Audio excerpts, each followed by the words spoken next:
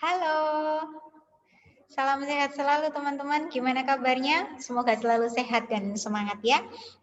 Ketemu di pertemuan kedua mata kuliah psikologi klinis. Nah, kalau di pertemuan yang lalu kita sudah orientasi kuliah dan kenalan sama psikologi klinis, di pertemuan kedua ini kita nanti akan membahas tentang perspektif dari psikologi klinis itu sendiri gitu. Nah, kita langsung saja ke materinya.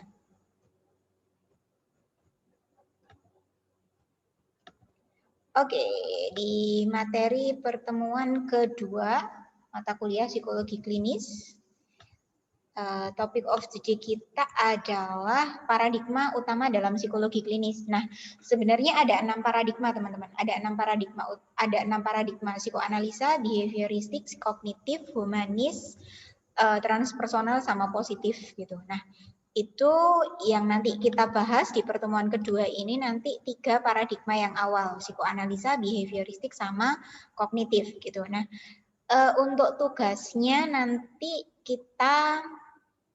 tugasnya adalah membuat dinamika kemunculan gangguan. Deadline-nya tanggal 11 Februari. Nanti akan ada gimana rincian tugasnya akan ada di video ini.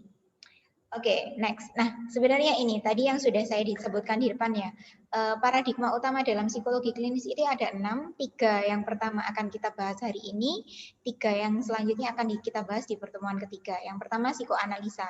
Psikoanalisa ini kalau misalnya teman-teman belajar psikologi kepribadian pasti sudah kenal sama Freud.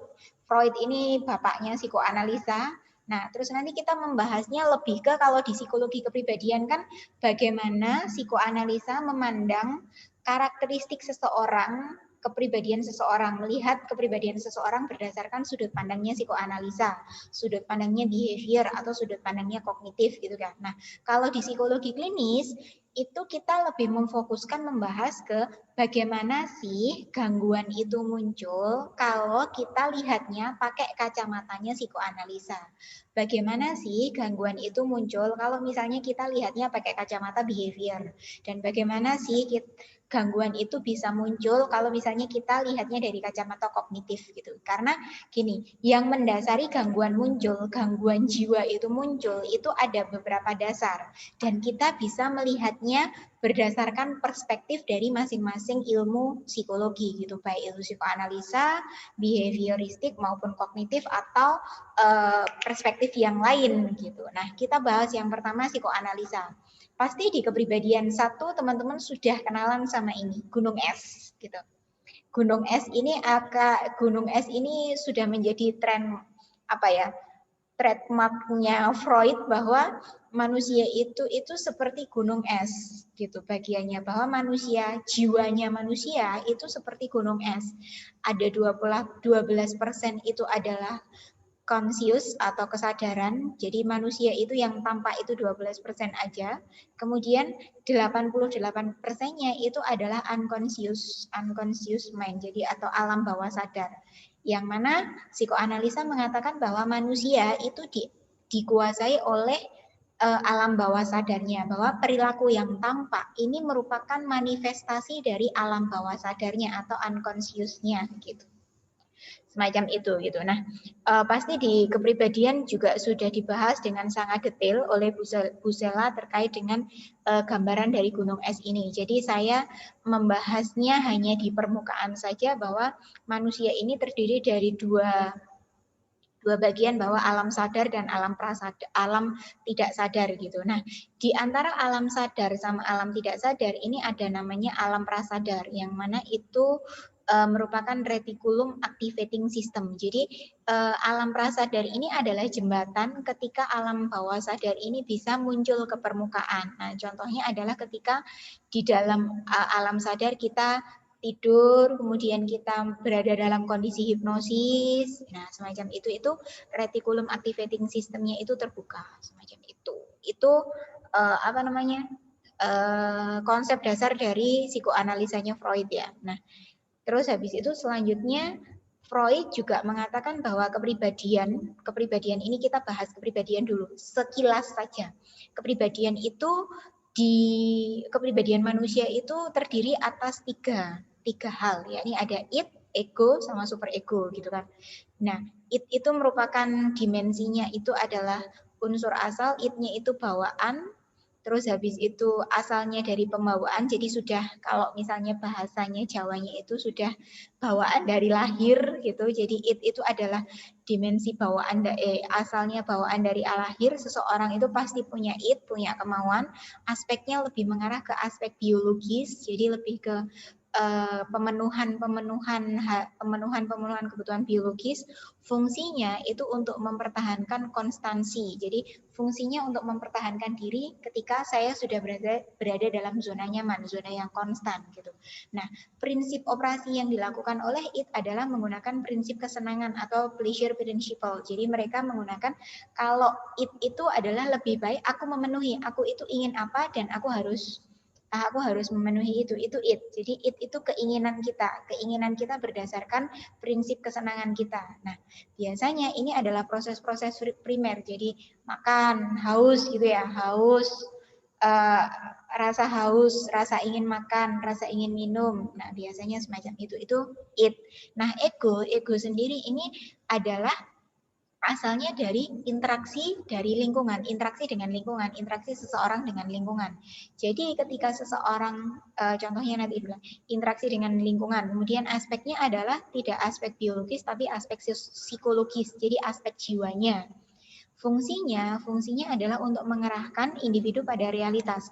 Kalau fungsinya si it ini kan mempertahankan konstansi, mempertahankan keinginan. Jadi saya ingin begini, aku ingin begini, aku ingin begitu gitu. Nah, fungsinya si ego adalah oke, nggak masalah kamu punya keinginan ini, tapi kan kamu harus tahu realitasnya itu demikian. Jadi kamu tidak semua hal yang kamu inginkan itu bisa tercapai. Itu ego. Ego itu remnya gitu. Nah, prinsip operasinya adalah reality principle. Jadi berdasarkan prinsip realitas bahwa apa yang ada begini loh, kondisi realitanya begini loh gitu. Jadi proses sekunder itu adalah proses interaksi antara diri manusia dengan lingkungannya. Nah, contohnya begini. Kalau it ini kan merasa haus dan aku ingin minum gitu. Haus, aku ingin minum, minumnya boba. Jadi it punya keinginan dia mau minum boba gitu. Nah, ego ini apa ya? Kan remnya. Ego ini aku haus, aku ingin minum boba. Ini itnya. Nah, ego ini ngerem. Yakin kamu mau minum boba? Realitanya loh, kamu nggak punya uang buat beli boba. Itu realitanya. Jadi ngeremnya.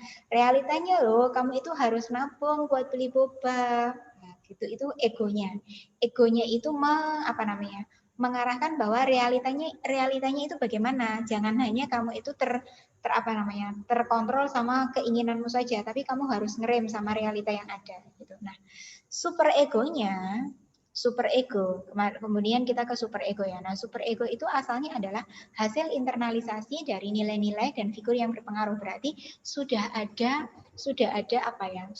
nilai-nilai. Jadi sudah ada value yang ditanamkan. Nah, super ego ini semacam hakim. Jadi hakimnya.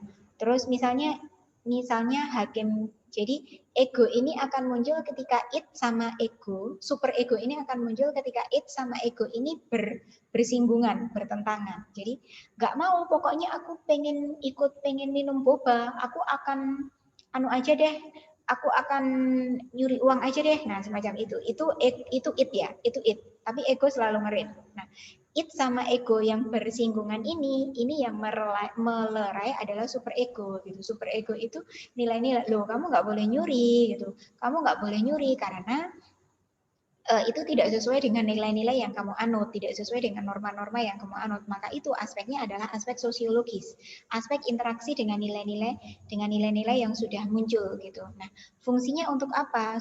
Supaya pengendalinya si it ini, supaya mereka itu mengarahkan bahwa perilakunya itu harus bermoral gitu, karena antara it sama ego yang bersinggungan itu harus dilerai sama si super ego gitu. Jadi prinsipnya menggunakan prinsip moralitas. Nah, terus habis itu Jadi super ego ini semacam penengah bahwa tidak semua keinginan it ini harus terpenuhi dan tidak semua larangan ego ini bisa dilarang, bisa diikuti semacam itu. Itu id, ego, super ego. Jadi di dalam diri manusia itu terdiri dari id, ego, super ego. Itu di kepribadian saya rasa sudah dikupas tuntas banget sama Bu Sela.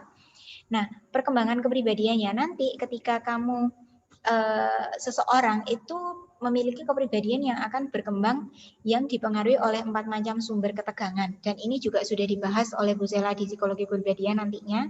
Jadi ada pertumbuhan fisiologis, jadi pertumbuhan fisik, ada rasa frustasi, konflik, sama ancaman. Jadi orang itu kok bisa kepribadiannya bisa berkembang itu karena dapat pengaruh dari 4 macam ketegangan ini gitu.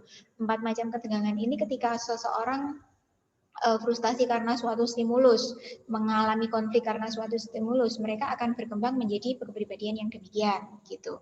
Kepribadian tertentu semacam itu. Kemudian akibat dari meningkatnya ketegangan karena sumber tersebut, maka orang terpaksa untuk mereduksi. Nah, mereduksinya itu bisa dengan melakukan identifikasi, bisa melakukan dengan pemindahan objek, dan juga bisa melakukan dengan mekanisme pertahanan ego.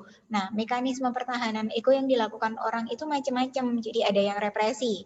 Jadi kalau punya keinginan misalnya apa ya?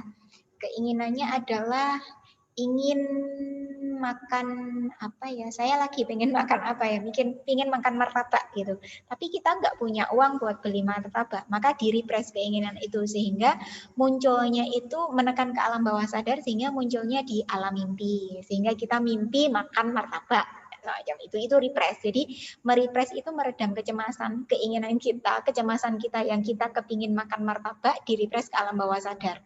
Yang kadang-kadang alam bawah sadar itu tidak, kalau misalnya seseorang tidak mampu merepress ke alam bawah sadar, itu bisa dimunculkan dalam bentuk tindakan-tindakan atau aktivitas-aktivitas tidak sadar. Salah satu contoh aktivitas tidak sadar itu mimpi gitu. Kemudian sublimasi, mengubah dan menyesuaikan dorongan primitif ke dalam bentuk tingkah laku yang bisa diterima masyarakat. Misalnya mensublimasi, mengganti.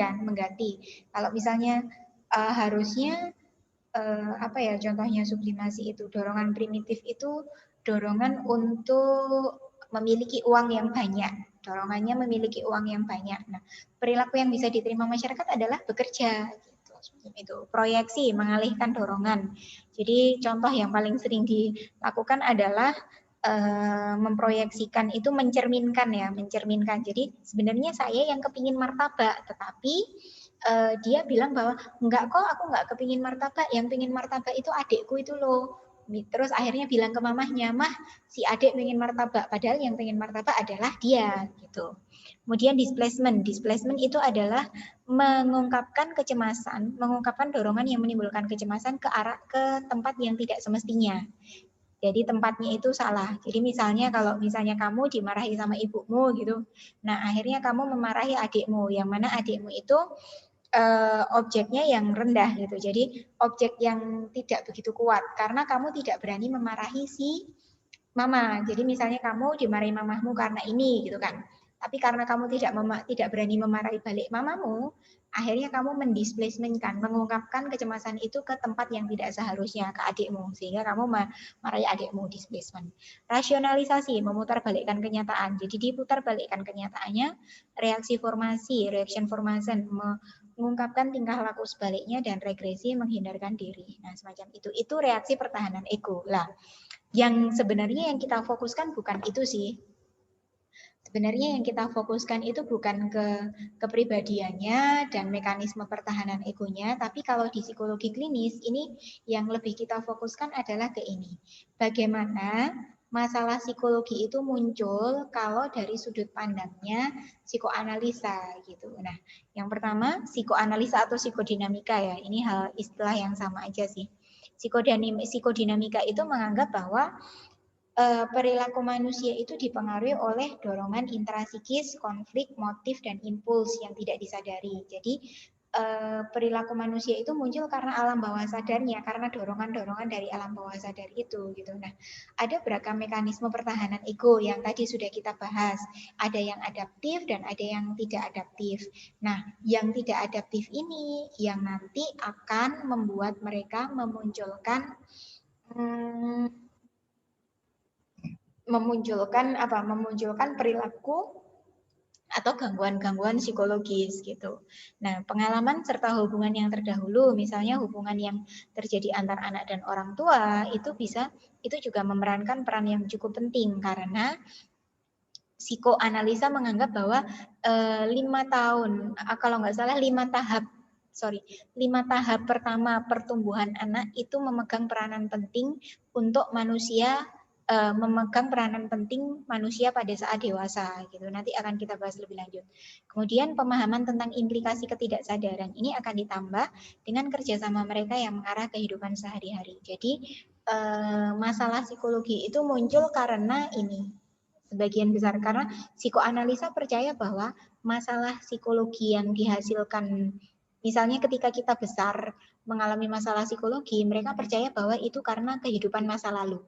Itu kuncinya psikoanalisa adalah gitu. Jadi orang-orang yang percaya dengan psikoanalisa, mereka percaya bahwa ketika seseorang mengalami masalah psikologi pada saat dewasa itu disebabkan karena kehidupan masa lalunya, terutama pada kehidupan 5 tahap awalnya. Ada tahap oral, anal, falik, laten, sama genital gitu.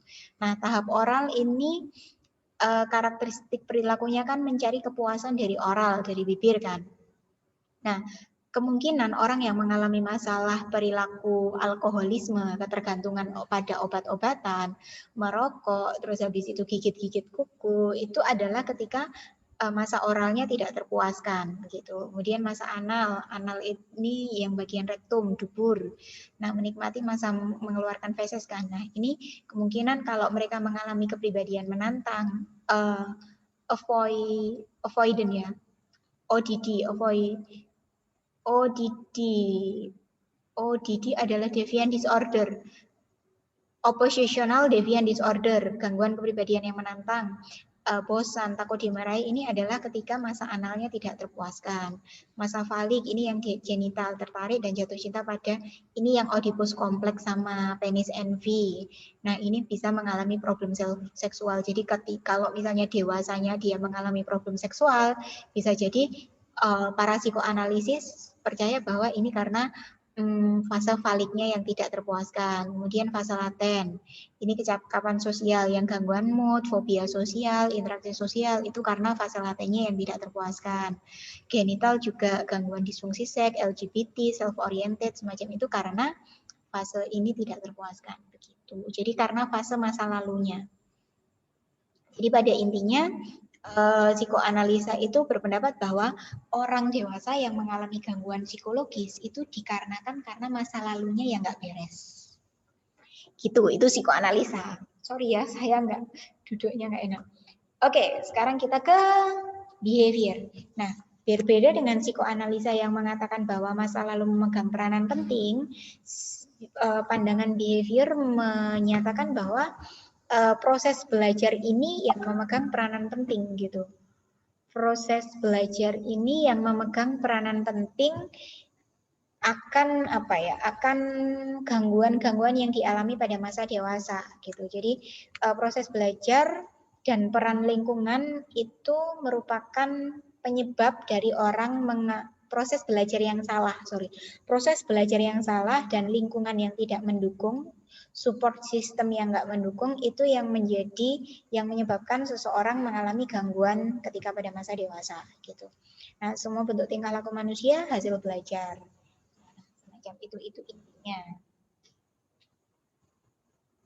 Jadi perilaku itu ada sebabnya karena lingkungan sama proses belajar yang tidak tepat. Gitu. Nah, tokohnya ada 3. Jadi ada Pavlov, ada Skinner, sama ada Bandura. Nah, yang paling terkenal dalam ini itu adalah Bandura karena ada proses belajar sosial di sana gitu. Nah, Pavlov terkenal dengan percobaan anjingnya bahwa perilaku yang tidak normal ini sebagai proses namanya operant conditioning, bahwa ini adalah perilaku yang dioper gitu, perilaku operan. Jadi perilaku yang dioper. Kalau misalnya Pavlov itu ini, si percobaannya si anjing.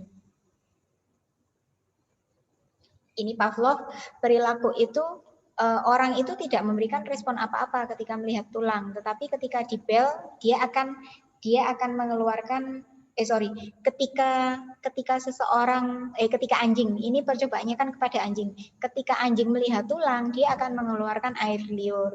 Tapi ketika dia mendengarkan bel, dia tidak mengeluarkan air liur gitu. Nah, tetapi ketika operan kondisinya ini dioper, jadi ada bel dan ada tulang, si anjing ini mengeluarkan air liur. Nah, kemudian setelah dikondisikan, kondisinya dioper menjadi bel saja, itu dia ketika dia mendengar bel, maka dia mengeluarkan air liur gitu. Jadi ini ada kondisi yang dioper dari tulang menjadi bel, semacam itu. Nah, begitu juga dengan gangguan psikologis. Gangguan psikologis karena itu dikondisikan, kondisinya itu dioper, yang awalnya dia tidak memberikan respon dan dia tidak mengalami gangguan, tapi karena mengalami operan conditioning dia bisa mengalami gangguan psikologis gitu. Itu operan conditioning, jadi stimulus, habis itu respon, kemudian reinforcement, sudah dijelaskan di sana. Jadi ada discrimination stimulus, jadi stimulusnya didiskriminasi, ada ini, ada bel sama ada tulang. Jadi ada bel sama ada tulang yang awalnya nggak ada gitu, sehingga responnya sama semacam itu. Nah, kemudian teori Bandura ini yang cukup memegang peranan yang cukup signifikan dalam penciptaan masalah psikologi ya, bahwa perilaku ini kepribadian itu didasarkan pada tingkah laku manusia dan interaksi timbal balik antara faktor internal yakni person dan faktor eksternal yakni faktor eksternal yakni lingkungan gitu. Yang mana manusia perilaku ini dipengaruhi oleh kepribadiannya, personnya, dan juga lingkungan. Jadi lingkungan itu memegang peranan penting dari gangguan yang dialami oleh manusia. Salah satu lingkungan yang menjadi peranan penting adalah pola asuh. Jadi pola asuhnya anak pada waktu kecil itu bisa mempengaruhi seseorang pada saat dewasanya. Gitu. Oke, itu behavior. Nah, kognitif berbeda dengan dua pendapat yang lain. Perilaku tidak normal atau gangguan psikologis atau gangguan klinis itu bisa muncul kalau dari sudut pandangnya kognitif adalah karena adanya pemrosesan informasi yang salah gitu.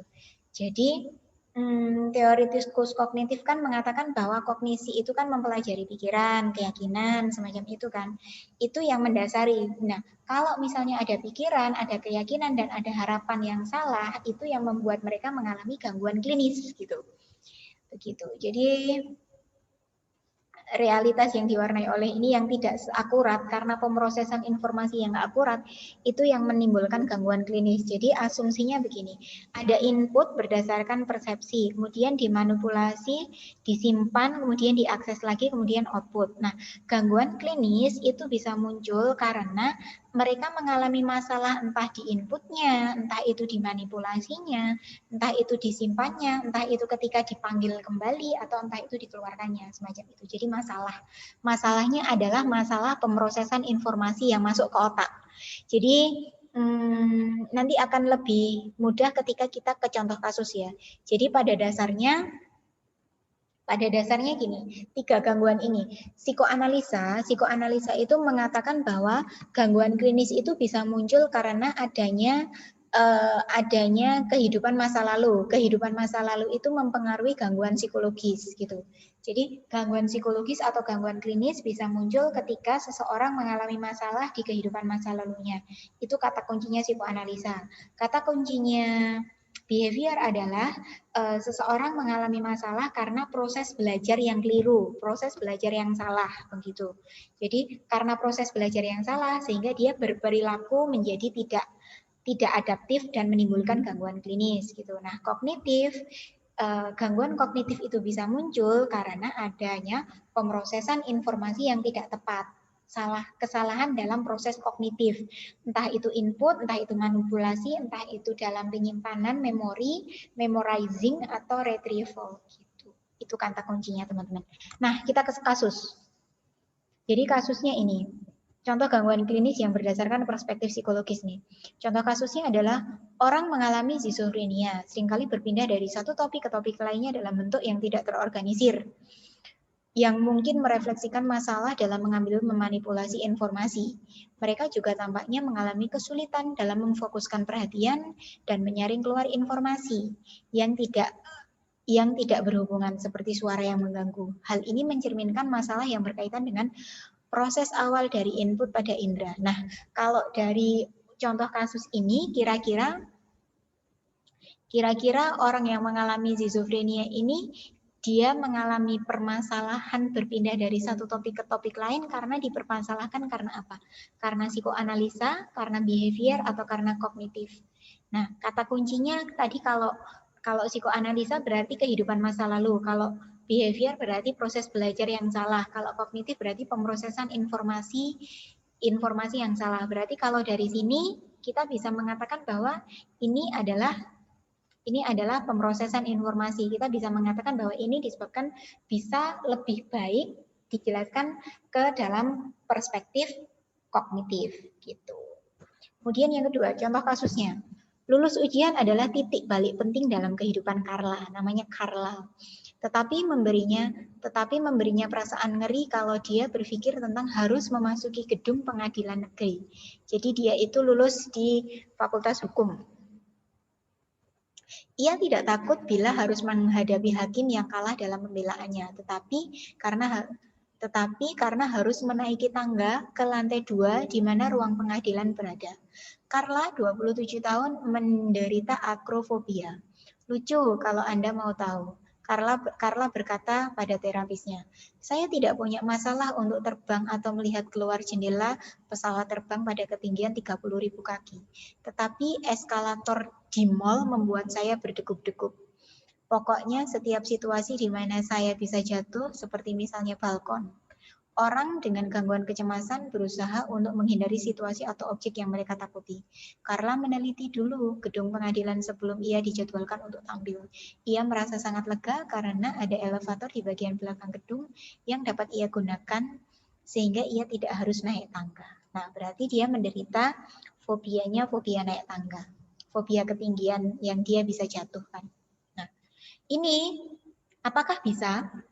Kalau dilihat berdasarkan sudut pandang psikoanalisa, behavior, atau kognitif gitu. Nah, sebenarnya dalam satu kasus ini kita bisa mengkajinya menjadi 3 perspektif, baik itu psikoanalisa, behavior maupun kognitif itu. Nah, kalau kita lihat dari perspektifnya psikoanalisa, kemungkinan kenapa kok Carla bisa mengalami akrofobia itu karena satu, adanya kejadian traumatis di masa lalu karena kita lihat tadi bahwa psikoanalisa berpendapat bahwa gangguan psikologis bisa muncul karena kejadian masa lalu yang terjadi gitu kan.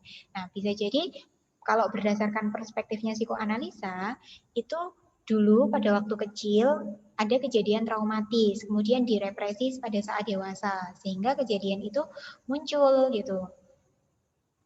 Atau mungkin juga dulu pernah diikat di tangga semacamnya itu. Nah, jadi mungkin pernah jatuh di tangga, masuk ke alam bawah sadar sehingga menimbulkan trauma, yang mana trauma itu direpresi dan muncullah menjadi akrofobia. Gitu. Itu kalau psikoanalisa. Kata kuncinya adalah masa lalu, itu psikoanalisa. Kemudian kalau berdasarkan perspektif behavior, Carla itu mengalami proses belajar yang proses belajar yang tidak tepat gitu.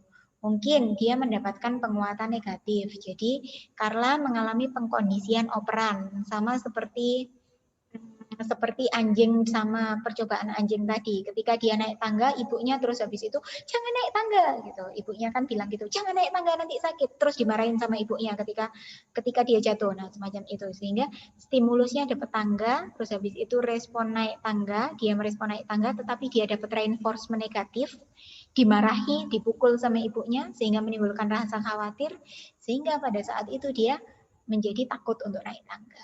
Itu behavior. Nah, kalau kognitif, kata kuncinya behavior adalah proses belajar yang salah dan mendapatkan respon reinforcement negatif. Kemudian kalau kognitif, ini adalah proses informasi, pemrosesan informasi yang salah. Nah, pemrosesan informasi yang salah adalah skemanya begini. Ada input informasi yang keliru, interpretasi yang salah. Karena apa? Karena bisa jadi Carla itu menginterpretasikan tangga adalah sesuatu yang melelahkan. Jadi naik tangga itu sesuatu yang melelahkan. Jadi ngapain naik tangga gitu. Selain itu Carla juga mendapatkan informasi bahwa naik tangga itu bisa membuatnya rentan mengalami osteoporosis. Nah, padahal kan salah. Tangga itu bisa dipakai berolahraga semacam itu. Nah, persepsi dan informasi tersebut itu diinterpretasikan salah terhadap pemikirannya, sehingga ketika dia ketemu tangga itu menjadi jantungnya deg-degan dan mengalami agorafobia. Gitu. Itu kalau kognitif. Semacam itu teman-teman. Nah, tugasnya nanti ada di Bella. Ada 5 kasus yang perlu teman-teman kaji berdasarkan perspektif psikoanalisa, behavior atau kognitif. Jadi ada kasus 1, kasus 2, kasus 3, kasus 4 dan kasus 5. Nah, kasus-kasus ini nanti sudah saya sematkan di Bella dan juga ada di PowerPoint ini. Jadi teman-teman bisa membacanya dan teman-teman mengerjakannya seperti perspektif-perspektif ini. Jadi dari 3 perspektif ini, baik psikoanalisa, behavior maupun kognitif. Semacam itu. Gitu saja. Nanti kalau misalnya ada yang perlu ditanyakan, teman-teman bisa tanya di forum diskusi. Kita ketemu di forum diskusi. Terus habis itu apalagi ya? Deadline tugasnya ingat bahwa analisis gangguan berdasarkan apa tadi? Psikoanalisa, behavior sama kognitif. Nah, tanggal 15 kita ketemu lagi untuk membahas perspektif yang lain, yakni humanistik, transpersonal sama psikologi positif. Begitu.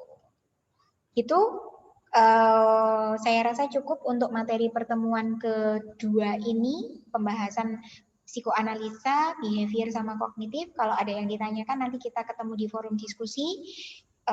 Terus apa lagi? Ingat untuk mengerjakan tugasnya, analisis tugasnya berdasarkan tiga perspektif tadi. Gitu saja. Sampai ketemu minggu depan. Sampai jumpa. Dadah teman-teman.